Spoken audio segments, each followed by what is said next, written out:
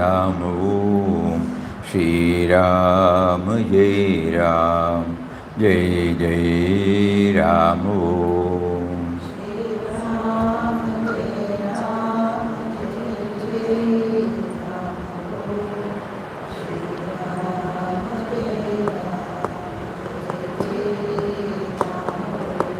Shri Ram Jai Ram, Jai Jai Ram Om.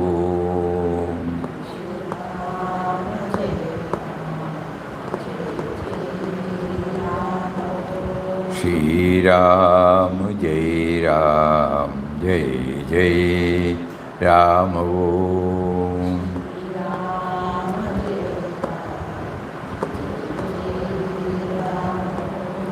Shri Ram Jai Ram, Jai Jai Ram Om.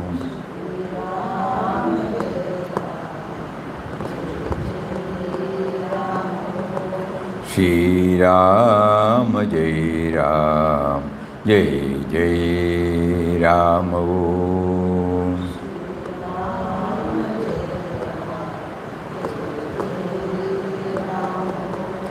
Shri Ram Jai Ram, Jai Jai Ram Om.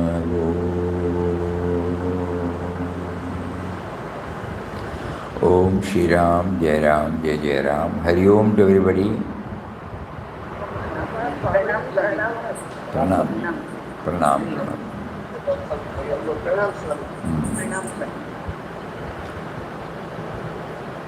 Yesterday, during our satsang, somebody raised what could be the common topic which affects us at the same time which is expressed in Gita. So the attachment word. Have anybody done any research? How many times it has come in the Bhagavad Gita? What exactly it means? Anything? Any particular stanza which talks about attachment when it is understood through our own experience?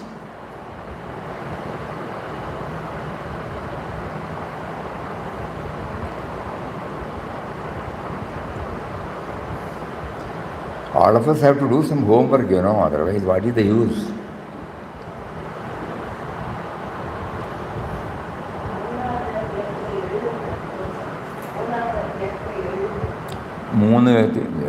Okay.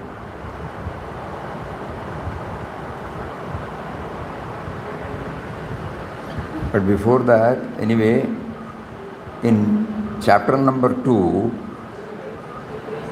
62 and 63, it may be academical. We may not be able to understand it, but let us try to understand it through our own experience.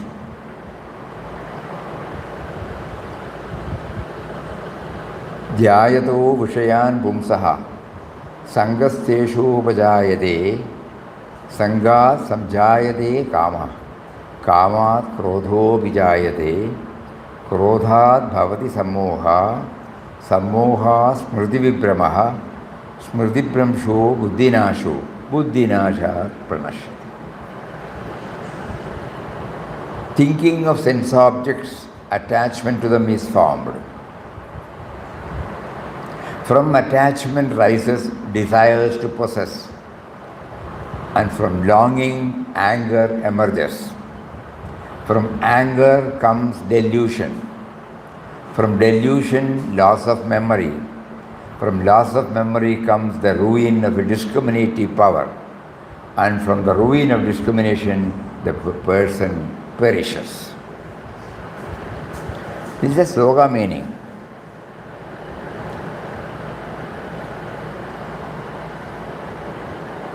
How do we fall down in life? Suppose you visit a prison, you find a young person there who has been arrested and put into the prison. What had the person done? he or she stole something from a shop. That's all. Now study how the person developed this tendency to steal. How he or she finally landed up in the jail. You will find these verses giving the answer. Dhyayato vishayan pumsaha. When you go on thinking over and over again about the sensory objects and finding them very attractive, then what happens? Sangasteshu upajayate. The mind develops an attachment for them.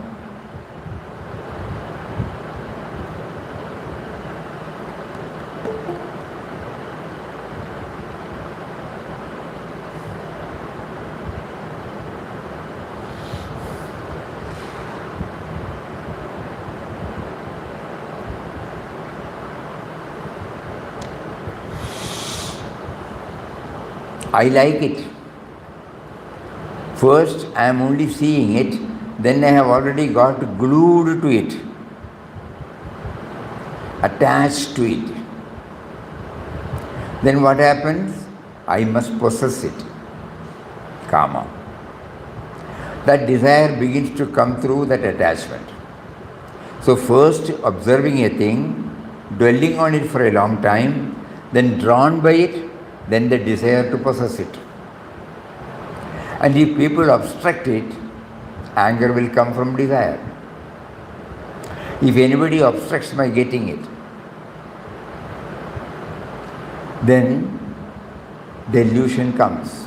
You forget your surrounding, forget your own individuality, your family background, everything is forgotten in that state.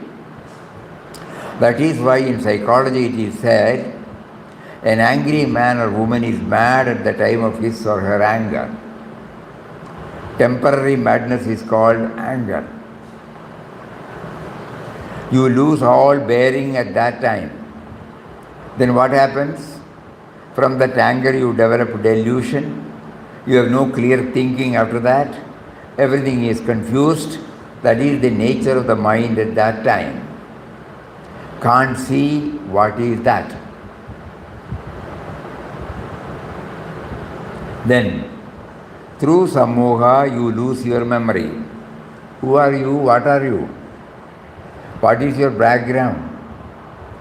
That you are coming from a good family, all that is forgotten. And so you are now ready to do the evil act at that time. All weakening has taken place. Just like when the body is weakened by various diseases, then it can invite all the toxins from outside. It invites them and the body becomes full of evil. Similarly also the mind. So this way we finally go down. When the smriti goes away, memory goes away, memory of our environment, our identity, then that discriminative faculty, that reason, buddhinasha, which alone can tell you what to do and what not to do, completely goes away. Then buddhinashat pranashyati, you just perish from that buddhinasha. The step by step we go down. We must know this nature of the mind. Then we can fight against it, build up a more healthy, stable personality. So these two verses tell how even good people do evil things and suffer various maladies thereafter. In the newspapers I often used to read while traveling abroad of thefts in super bazaars. In many countries, in India also we started them now. You can just go in, pick up something, bring it to the counter, pay for it, go away. Some people also steal in super bazaars.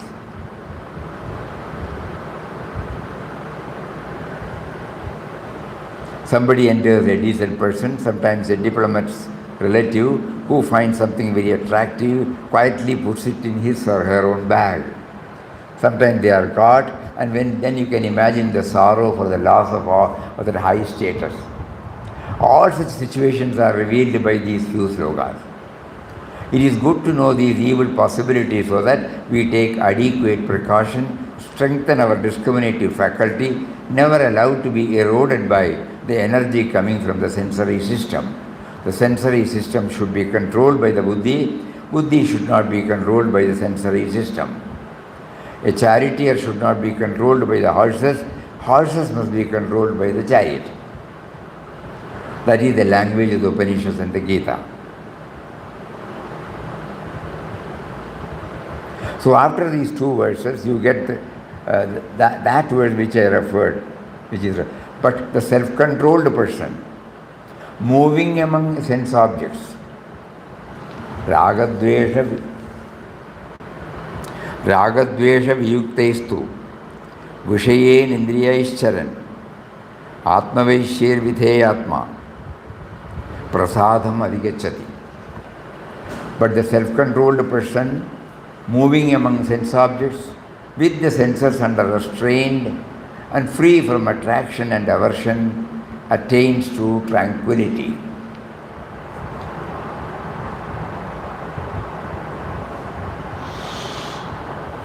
So we have to watch ourselves vigilant,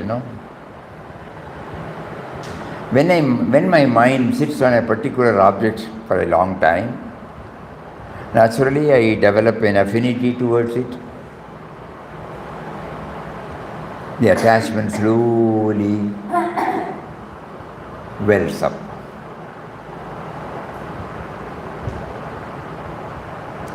That is why when one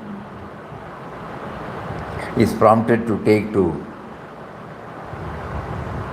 the spiritual life on a full-time basis,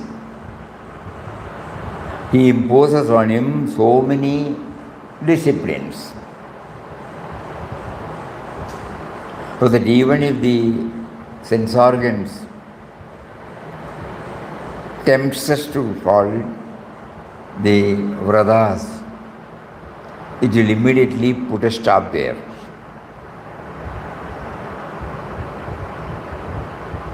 First of all, we are not supposed to look at a particular object intently.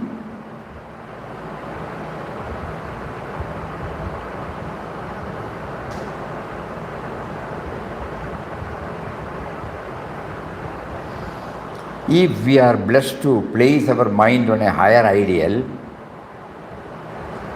and suppose he blesses us to constantly think about that ideal, our sense organs will not run hither and thither.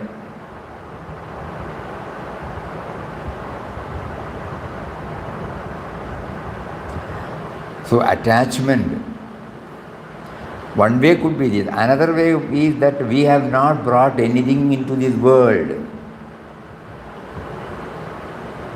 So nothing is mine. And we have attended various funerals, cremations, burials. We have seen with our own eyes that nobody takes anything with them. So instead of attending it as a social obligation, suppose we start seeing this reality, constantly we should think, not merely at that time.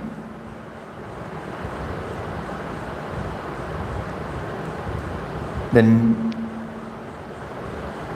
it might help us to get ourselves detached from everything. Slowly. When I came to this world, I did not bring anything. And when I leave this world, I cannot take anything. So in between, he makes us to look at, to hear, to touch, to taste, to smell. Just do that and we have to forget about it.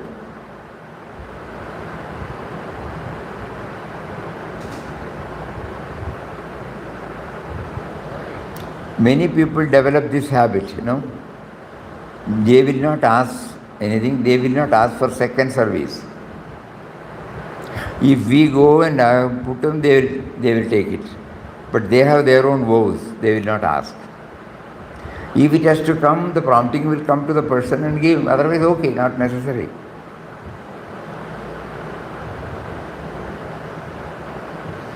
attachment. Now in the snake and ladder business, now we have seen how we fall.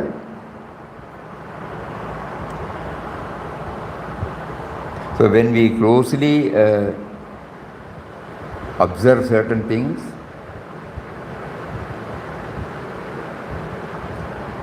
thinking of sense objects, attachment to them is formed. Sense objects includes persons, situations.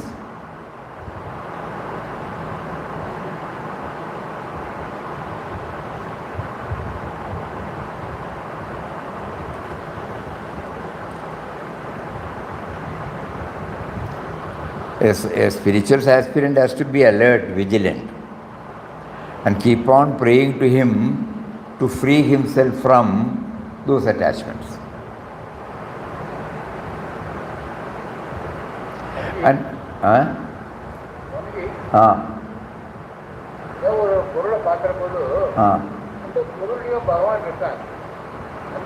பகவானுடைய ஈர்ப்புனால தான் நம்ம அந்த பொருளை பார்க்க வேண்டிய ஒரு என்ன மந்திரம் வந்துட்டுனா அந்த பொருள் வேற ஆசைப்பட்டு பகவான் ஆசைப்படுறத பார்க்கணும். அப்படி வந்தால் ரொம்ப நல்லது. அந்த பொருள் பகவான் தான் நினச்சா அந்த அது அட்டாச்மெண்ட் வராது, பகவான்கிட்ட தானே வரும். அப்படி அது ரொம்ப ரொம்ப advanced stage.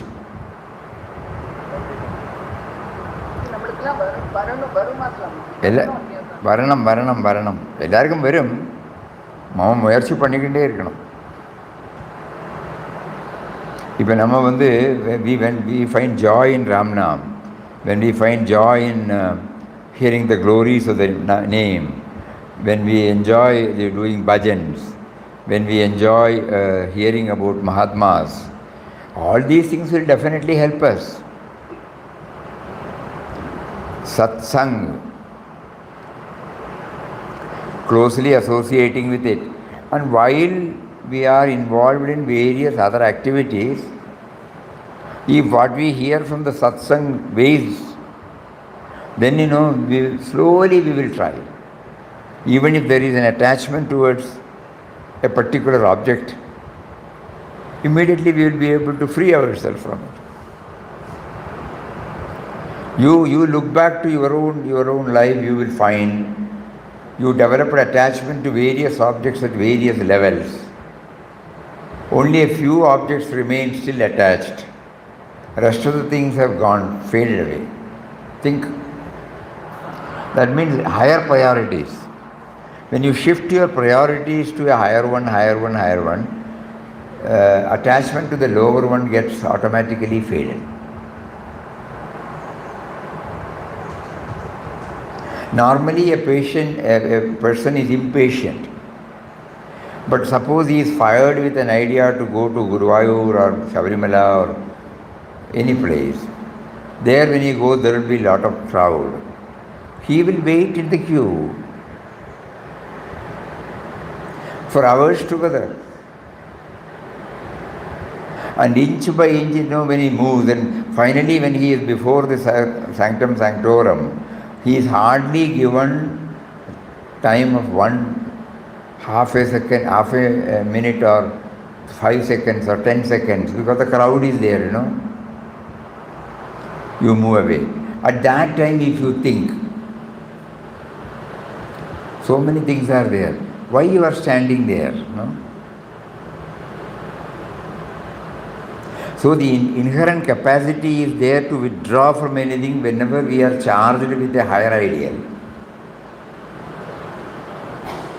There is no physical gain, tangible gain, excepting the mental satisfaction of having had the darshan of the deity.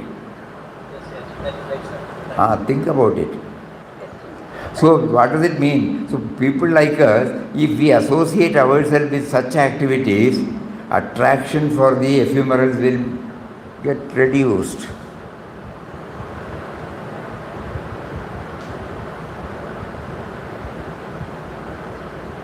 Contentment, if we develop, that will also reduce this attachment. Enough. Suppose somebody gives, we have enough, that feeling, not merely telling. Parimiti parigraham, no? Limited possession.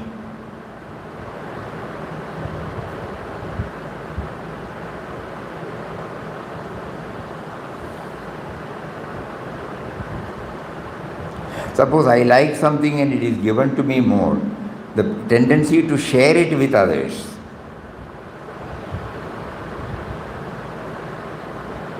That will reduce. So these are all some of the practical ways by which the onslaught or the attack of this attachment can be contained.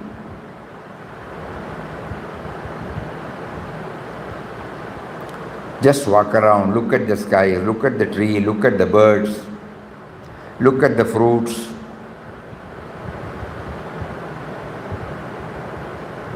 Remain detached.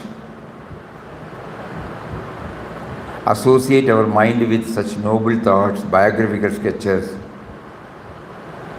So the mind is always within that. No, it is not going out.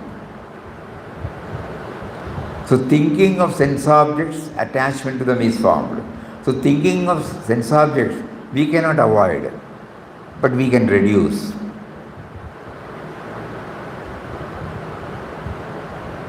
Because we know that is the seed of the entire collapse, entire destruction of the individual. If it is not reined, controlled properly, Lord gives us the step by step. We can't say step by step in the downward. Dhyayato vishayan pumsa sangastesho upajayate Sangha samjayade kama kamat krodha abhijayade krodhat bhavati sammohat sammohat smriti vibhramaha smriti bhramsho buddhinasho buddhinashat pranashyati. These two slogas are many a time when we fell, we can see, many things that is happening in and around us. It's also because of that.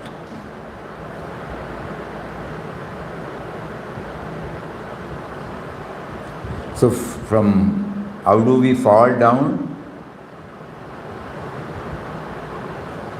The moment when you go on thinking over and over again about the sensory objects, finding them very attractive, then what happens? Mind develops an attachment for them. I like it.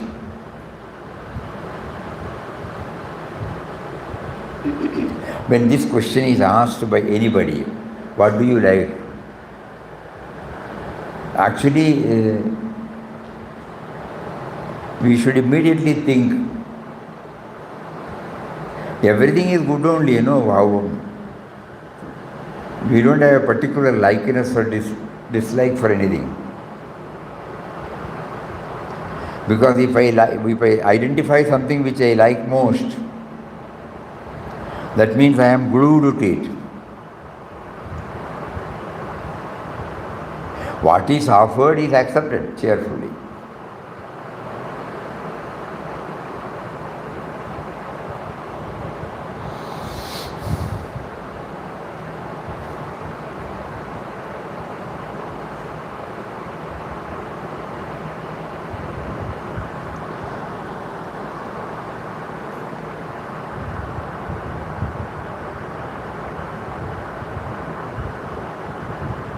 This parimiti parigraha, that's also an important thing. Necessaries, basic necessaries, I should be satisfied with.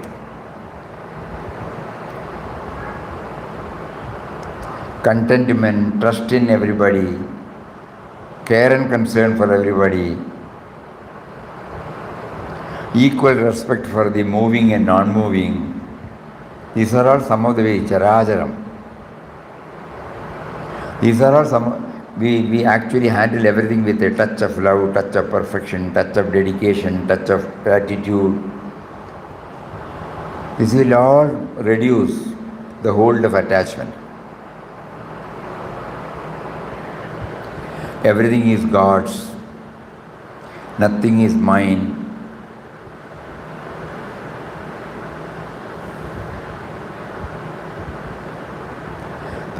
Lord Krishna in the second chapter, listing various things, he brings it out.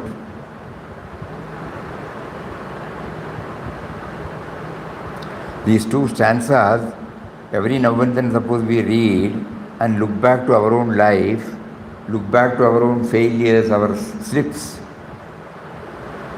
our lack of progress in spirituality, we will find that the mind is crowded with so many attachments for various things.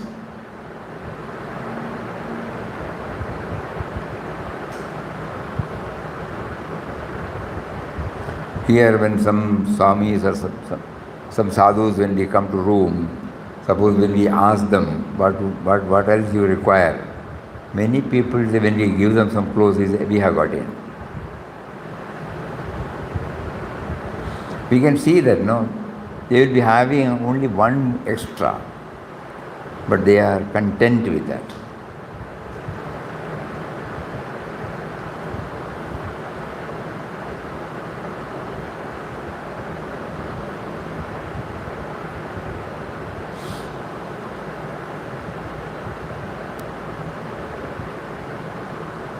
No attachment to anything.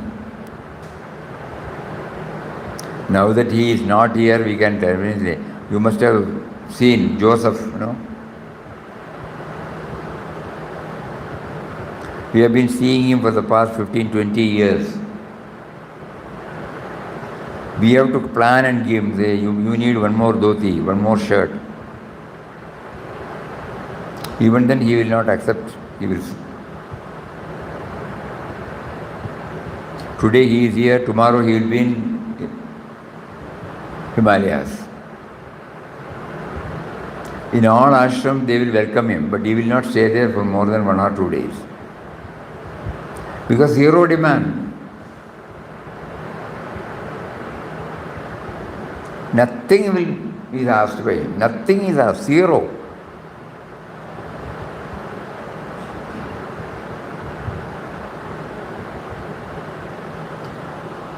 He will be attending various programs in various places.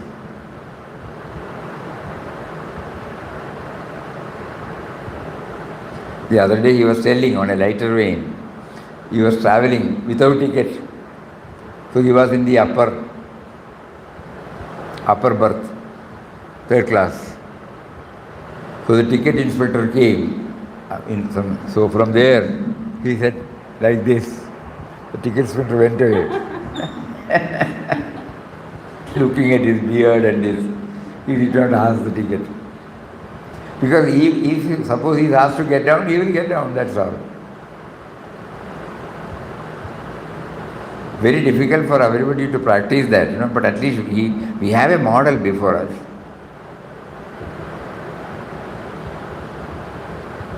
So he teaches all these things, parividhi parigraham, contentment, detachment in everything, not insisting this should be there, that should be there. Simple living, not simple living, simplest living, barest minimum.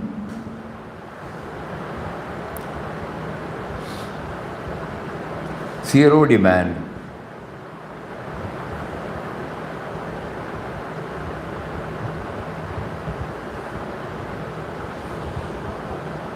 So attachment is the greatest hurdle for all of us, unknowingly, knowingly. Knowingly also we are under its grip. Unknowingly also we are under its grip. We may be feeling that we are free from attachment. As we said yesterday, not only to possessions or persons, attachment to power, status or position, name,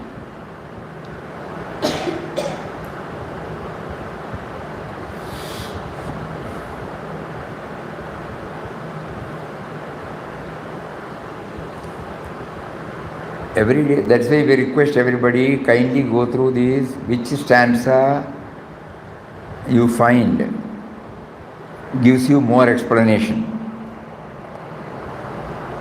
Because something like this, when we keep on thinking about it, just like we get attachment to detachment, We try to bring before our mind persons who personify this.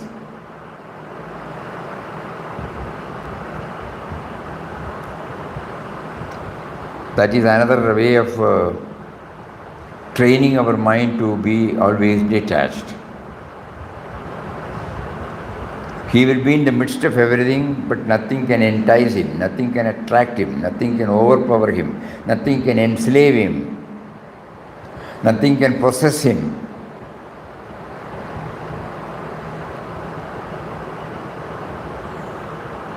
So when we start observing people who are trying to lead such a noble life, slowly we develop reverence for them, we develop love for them.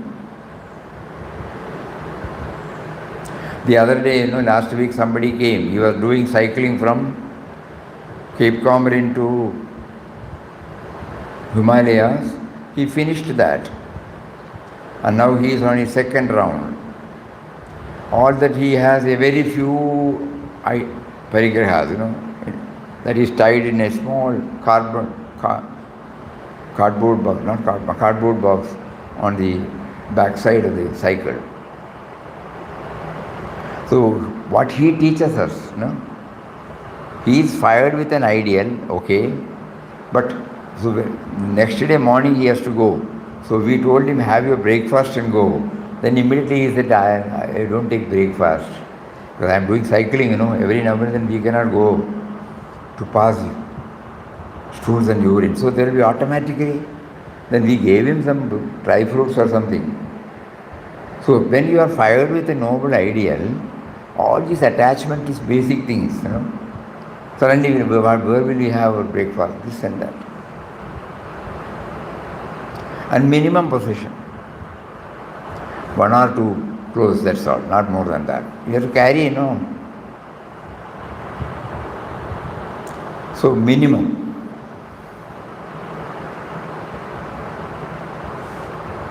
From all those people, now we know that Papa is parading, God is parading before us such noble people so that we can learn what is detachment, not from the book. From the book we get some idea, but when we look at them we learn practically. It is not merely a theory, it is an applied science. It is not merely a theory, it's an applied theory.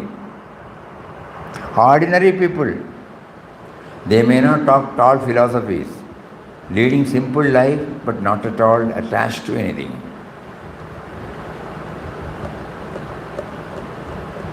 Loving. So this is a subject on which I think if we talk about it, it can take us for days, months together. But it is a very important point, because all of us, with all said and done, we may be doing Ramnam, we may be doing Bhajan, we are interested in righteous things, we promote righteous things as much as possible, we encourage, we revere people who are holding on to this truth. Everything is right, but still, if I question myself, am I free from attachment? Only that person can understand.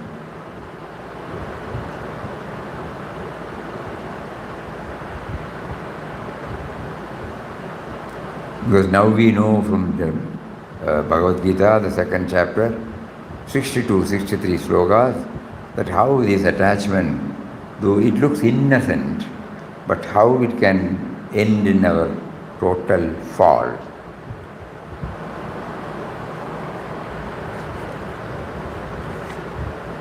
Dhyayato vishayan pumsa sangastesho bhajayate संघात संजायते काम कामक्रोधात् अभिजायते क्रोधात् भवति सम्मोहः सम्मोहात् स्मृतिविभ्रमः स्मृतिभ्रंशात् बुद्धिनाशो बुद्धिनाशात् प्रणश्यते.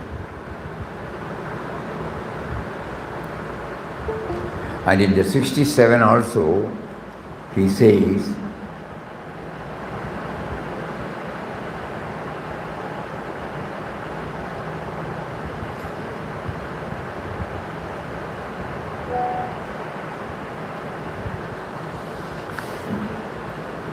Indriyanam hi charadam Yenmanonadu vidiyade tadasya haradi prajnam vayu navam ivambasi. For the mind which follows in the wake of the wandering senses carries away his discrimination as a wind carries away a ship on the waters. The sense organs are being carried away by the sense objects, and the mind also follows in the wake of the sensory system toward the sensory object. Indriyanam hi charadam.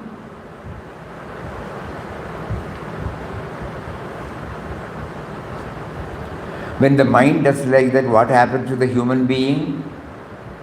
Tadasya haradi prajnam. That destroys whatever little wisdom one has in one's life. What is the example? Like a ship being carried away by wind in the sea. That is the tragedy. All types of tragedy have this common characteristic of losing control and being overwhelmed by forces around you. Tragedy is beautiful when depicted on the stage. It is dangerous if depicted in one's own life. We see a tragedy in a movie, in a serial. We read a tragedy in a novel. It's all right. We are not affected. But so that's why he says, tragedy is beautiful when depicted on the stage. It is dangerous if depicted in one's own life. What you see as tragedy must purge you of the evil so that you become free from tragic situations. They call this theory. You see a tragedy, you develop a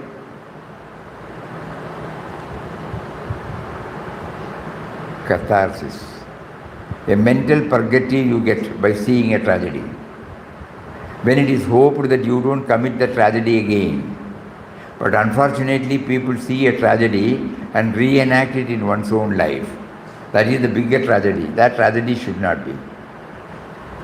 In many of world's literature, this human tragedy, which takes place everywhere, every day, has been depicted.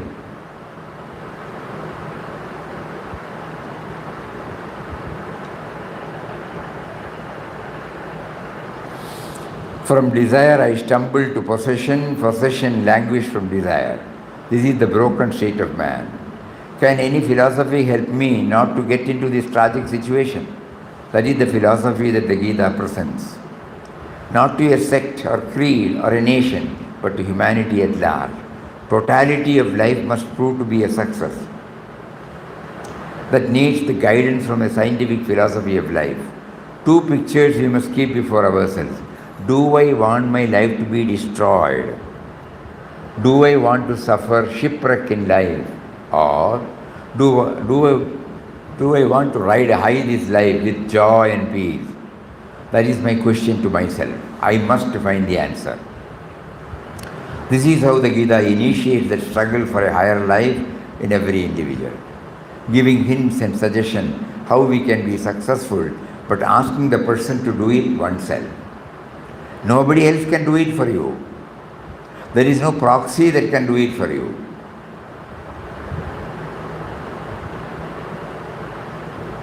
In Vivek Chudamani he says, Rinamojana Kartaram Pitushanti Sutadayaha Bandhamojana Kartatu. If a father has debts, a son or others can clear them on his behalf. But if the father is in bondage, none other than oneself can remove that bondage. If there is a heavy load on my head, Mastakanyastapha, somebody can come and remove it from my head and release me.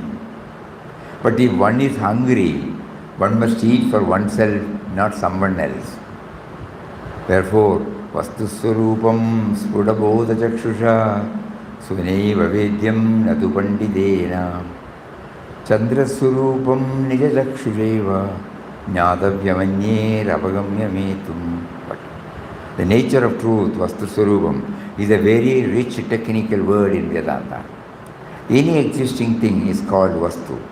The table is a Vastu. Similarly, Atman is a Brahman is a Vastu. They are all existing realities. One is sensory, the other is super sensory. How do you know Vastu Swarupam? You must realize it for yourself by developing the clear eye of reason. Bodha Chakshu. Sputa Bodha Chakshu.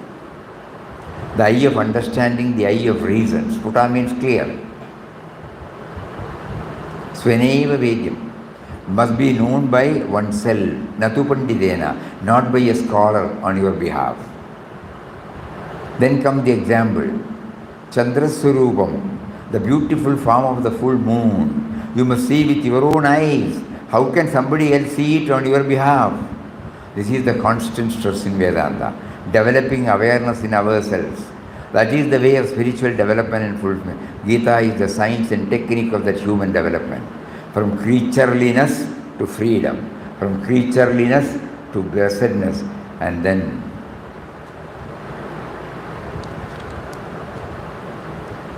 so he concludes, he can't say conclude, Tasmadesya Mahabaho Nigrihitani Sarvashaha Indriyani Indriyartebhya Tasya Prajna Pradishtitaha.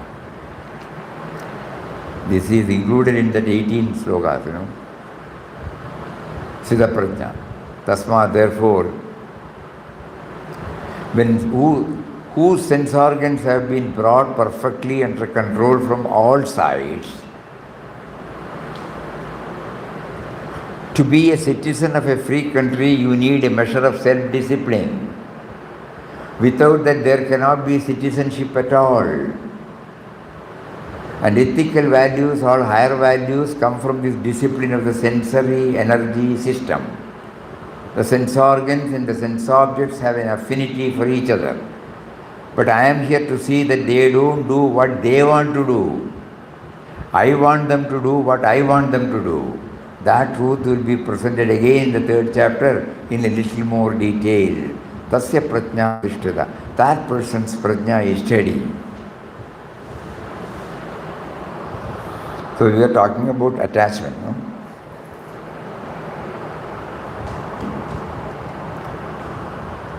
So now it is becoming clearer and clearer that unless we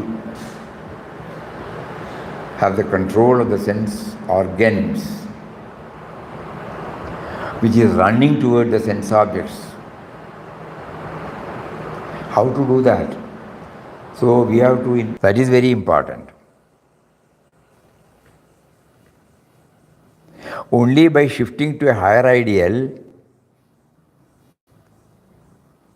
we will be able to free ourselves from it.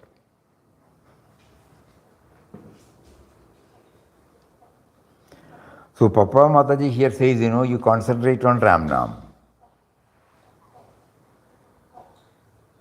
Through Ram Nam, you get concentrated on the indwelling and all-pervading reality. You are chanting the name of one who is within you, who is asking you to chant.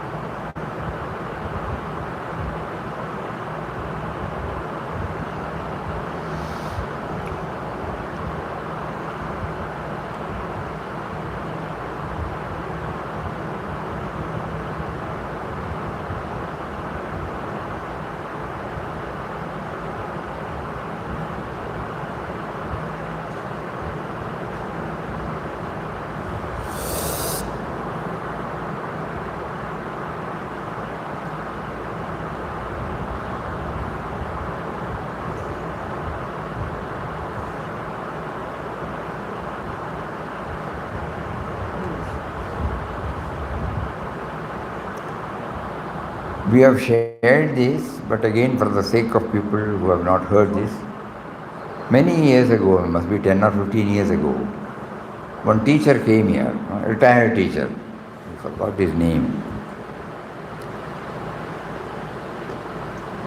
Later on, we went to his place, South Kerala.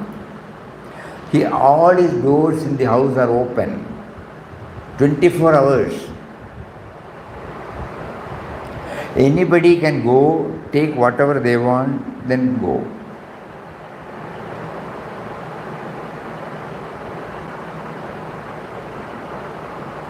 everything for everybody, you know. Practically we have seen. And the other one also we have shared. His eldest, I think one daughter, his Mrs. passed away. So she told him, we want a vegetable cutting knife. So he went to the market, bought it, and while giving, however much we translate into English, it will lose its originality. Malayalam, it is beautifully said. He hands it over to his daughter and says, when somebody comes and asks whether you have got a knife, undallo kundupogame, oh, it is here, why don't you can take it always. So even while adding one possession to us, complete detachment it is not for my exclusive use.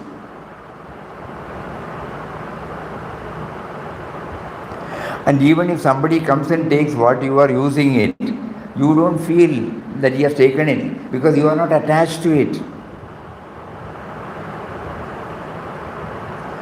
Just imagine, none of us will be able to keep our door open. Nice to hear. Pankajaksha Guru, correct. Pankajaksha Guru. We went there. He came here. 2 days he stayed with us. Then he wanted us to go to a place. We spent about 2 or 3 days with him in Alapur. Morning 6 o'clock we will start. And every half an hour there will be a cluster meeting.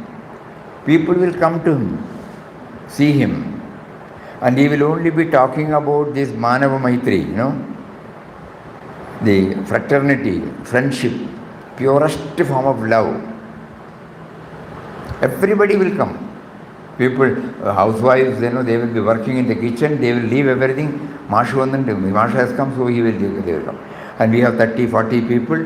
He will ask me to share one anecdote. Then there will be a Manava Maitri Dhyan. And that itself is wonderful journey. He will say, let us all close our eyes and bring before us each and everything. When you see the brush and the paste, you remember the person who conceived it, who made it possible to exist, who has manufactured it, who has brought it to the shop, who made you to go there, who gave you money, and then you buy it, and it is there. So many people, I am indebted to all. Like that, you know, he will start. My paperman, my milkman, like that. My gas person, everyone is identified religiously. Simple way, highest philosophy in a simplest way. Instead of seeing him as a milkman, instead of seeing him as a paper boy, we are trying to see something more than that.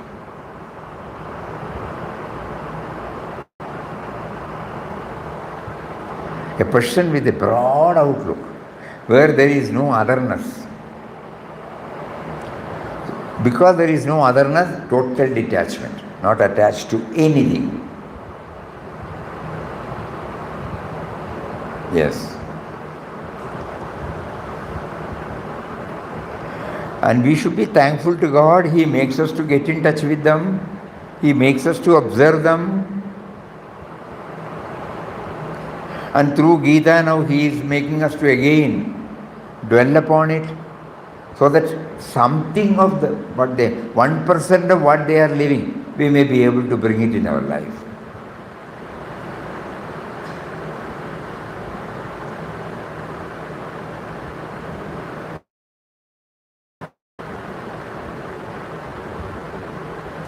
Kindly think about it. It's a wonderful subject, attachment. If somebody can exclusively sit for a couple of days and find out which are the chapters which throw light on this, it will be a wonderful thing.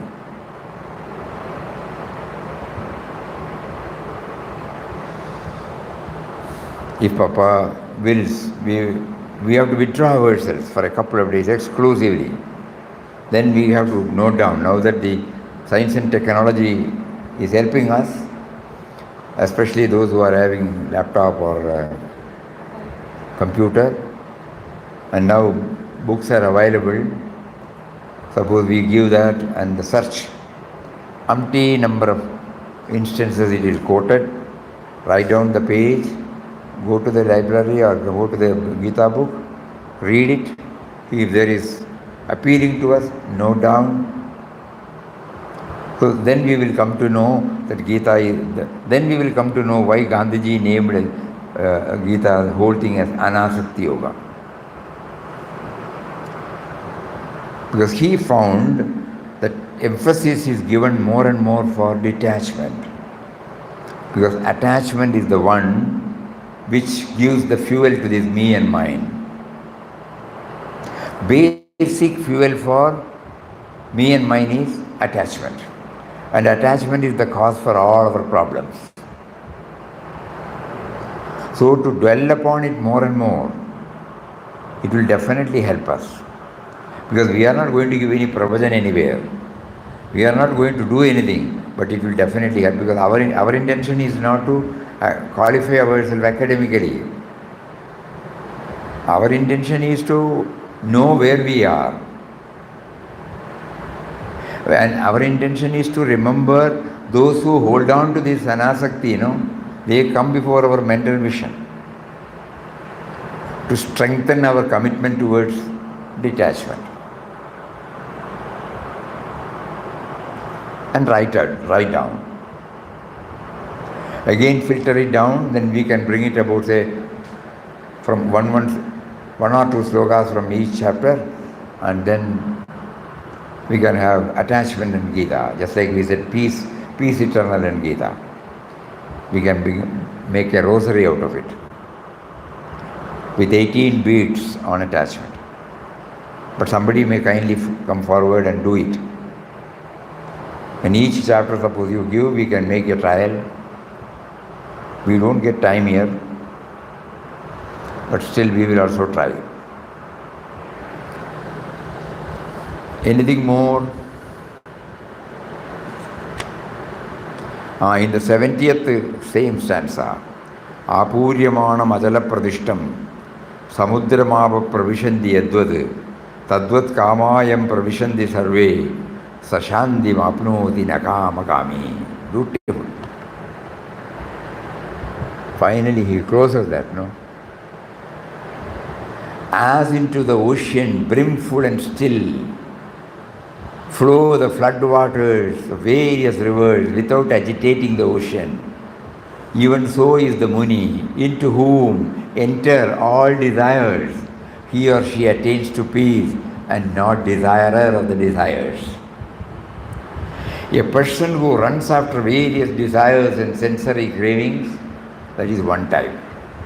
Another person is one into whom so many cravings are going, but they do not make any disturbance inside. Because we are in the midst of so many things. We can't avoid, we can't close our eyes.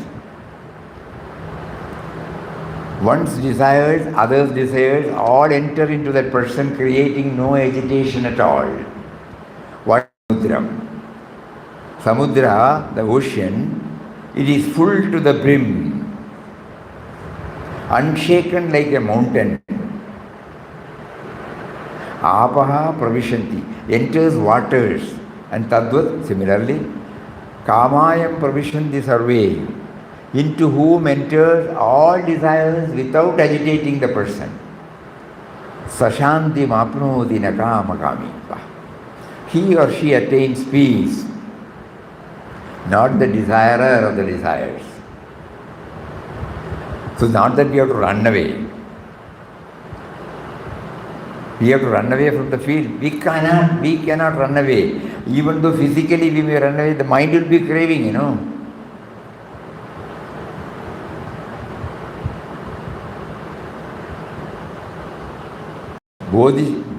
Bodhicitta is a wonderful. Anything and everything can enter there without disturbing the peace of the chitta. So this shloka refers to that human being who has established a tremendous strength and stability within oneself, and all these various attractions around do not make any difference to him or her. The person is absolutely calm and steady, not agitated like an immense lake, as expressed by Shankaracharya in Kathopanishad. So this particular sloka refers to that fullness one has achieved. And he concludes,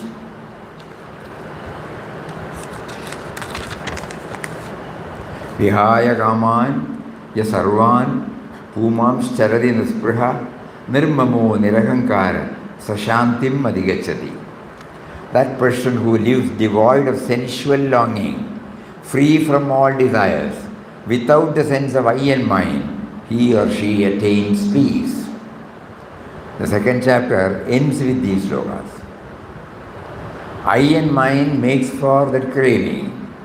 If I feel my oneness with you, my craving to that extent becomes less. I then want to satisfy your craving. That is why in a healthy society we will have a disciplined type of mind. I don't want to get everything at the cost of others. I will work for others also. Then morality comes, ethic comes, sashantim adhigachati. He or she attains peace.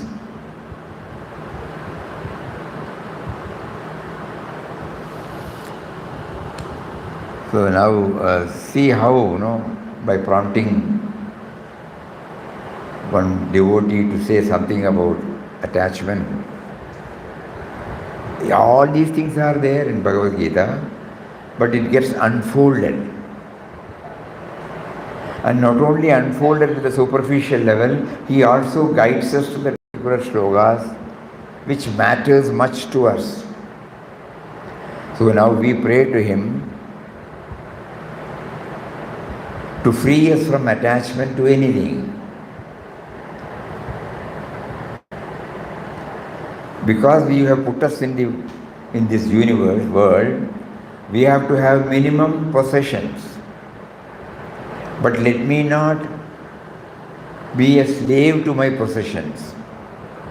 Please enable me to rise above the possession, rise above the possessiveness, rise above the attachment to sense objects. I need sense objects to exist, but let them not overpower me. I need good food. I want to hear good music. I want to touch soft things. I want to smell fragrance. Everything is there. I cannot stop it.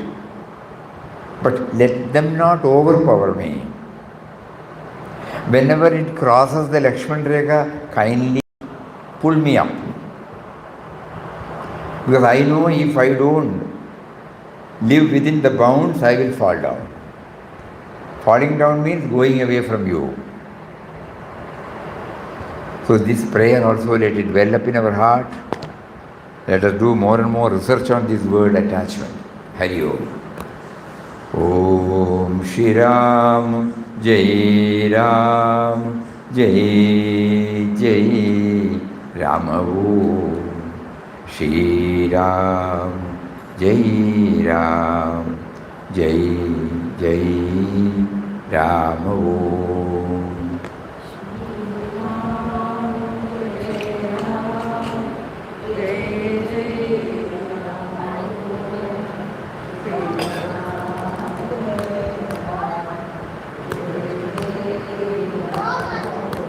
Shri Ram, Jai Ram, Jai Jai Ram. Om.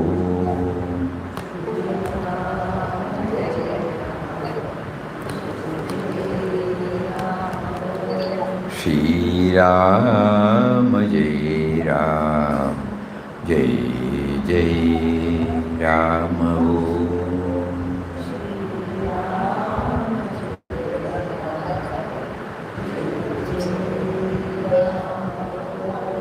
Shri Ram, Jai Ram, Jai Jai Ram.